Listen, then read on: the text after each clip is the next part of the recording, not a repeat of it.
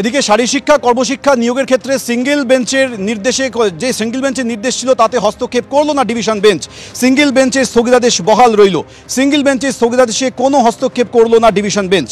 এখনই সিঙ্গেল বেঞ্চের স্থগিতাদেশের উপর কোনো হস্তক্ষেপ নয়। যদি মামলার শেষে দেখা যায় অতিরিক্ত শূন্যপদ তৈরি করা যাবে না, তাহলে কি হবে? সেক্ষেত্রে অন্তর্বর্তী স্থগিতাদেশ তুলে দিয়ে আদৌ কোনো লাভ হবে? সিঙ্গেল বেঞ্চের স্থগিতাদেশে হস্তক্ষেপ না করে প্রশ্ন করেন বিচারপতি সৌমেন সেন।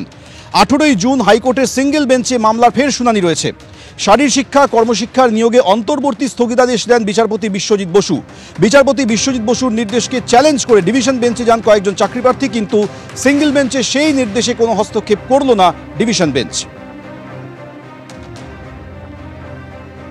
মোট ওনাদের ছিলেন যে ধর্ণা মঞ্চ যে আন্দোলন, ওনাদের প্যানেলের সংখ্যা হচ্ছে 1280 জনের।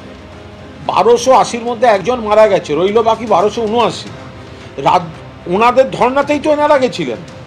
আর এই 1280 জনকেই তো রেকমেন্ডেশন লেটার সরকার দিয়েছে, তাহলে তো যোগ্যরা পেয়েছে। তো তাহলে সকলেরটা আটকে যাচ্ছেন কেন?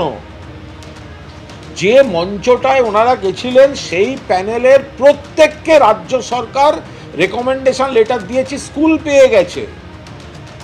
তো আর যার সঙ্গে ছবি তুলেছেন, যাদের সঙ্গে ছবি তুলেছেন, আজকে তাদের অ্যাকিউজ করে মামলা করছেন, এটা কি করে হতে পারে? তাহলে গোটা সিপিএম বা বিজেপির অনেকে এদের মঞ্চে গেছে, এদের সঙ্গে ছবি। আর এই লোকটাই যখন চাকরি পাচ্ছে তখন তাকে শুধু আটকাচ্ছে না, সে যখন নাজেহাল হয়ে কোনো আপত্তিকর কাজ করে ফেলছে তখন তার বিরুদ্ধে গিয়ে কোর্টে মামলা করে তাকে অ্যাকিউজ করছে। এটা কি করে হতে পারে? এটা SLST work education, physical education. প্রাথমিক নিয়োগ দুর্নীতিকে দুর্নীতি বলতেই নারাজ প্রাথমিক শিক্ষা পর্ষদ। প্রাথমিক নিয়োগ দুর্নীতি মামলায় আজ কলকাতা হাইকোর্টের শুনানি ছিল। সেই শুনানিতে প্রাথমিক শিক্ষা পর্ষদের তরফে সওয়াল করে বলা হয় যে নিয়ম না মানলে সেটা দুর্নীতি নয়। সওয়াল করে প্রাথমিক শিক্ষা পর্ষদ বারবার দুর্নীতি দুর্নীতি দুর্নীতি বললেই দুর্নীতি প্রমাণ হয় না। সওয়াল করে বলেন পর্ষদের আইনজীবী, দুর্নীতি বলতে হলে নির্দিষ্ট করে এক বা একাধিক ব্যক্তিকে চিহ্নিত করতে হবে। অবৈধ আর্থিক লেনদেন হয়েছে সেটাও প্রমাণ করতে হবে। সুবিধা পাইয়ে দেওয়ার জন্য ঘুষ নেওয়া হয়েছে সেটাও প্রমাণ করতে হবে সওয়াল পর্ষদের।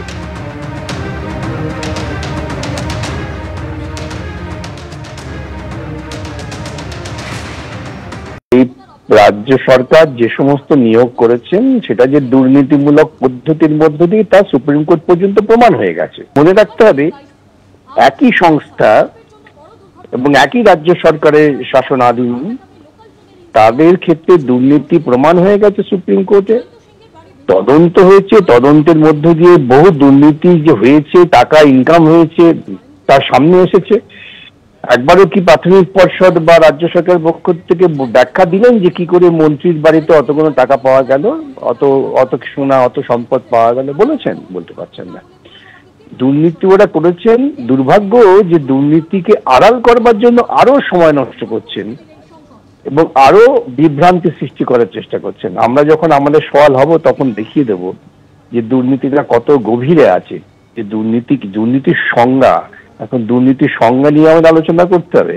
এখন তাহলে বলতেই হবে যে চুরি করছে, সে বলছে আমি তো চুরি করিনি, আমার নতুন সংজ্ঞা।